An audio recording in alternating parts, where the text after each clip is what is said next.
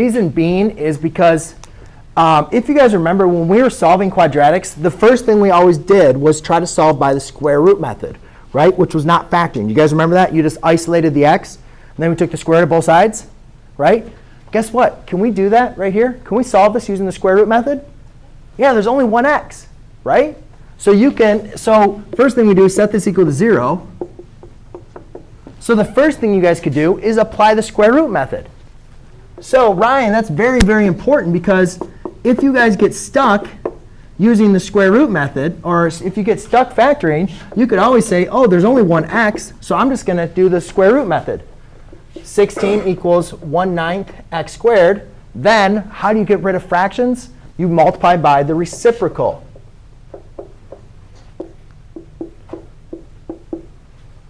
All right, and then you'd have to do 9 times 16, which I do not know off the top of my head. I guess I could probably figure it out, but let's just use a calculator here.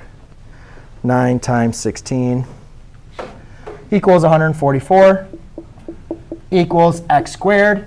Then you undo that. You take the square root, so you'd have plus or minus 12 equals x. OK? Now, what is the way that I showed the group, though? Basically, again, what we look at is we look at the first term and the last term. And you want to look at those. Are those square numbers? Can you rewrite 1/9 as a squared number? Can you take the square root of 1/9?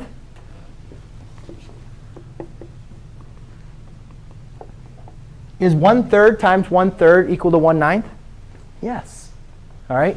Can you take the square root of 16? Yes. And all you basically do, ladies and gentlemen, is take what is the square root? So it'd be 1/3 x squared minus 4 times 1/3 x plus 4.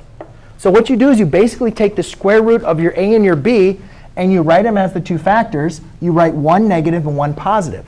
So the difference between this and the other one is when we were taking the square root,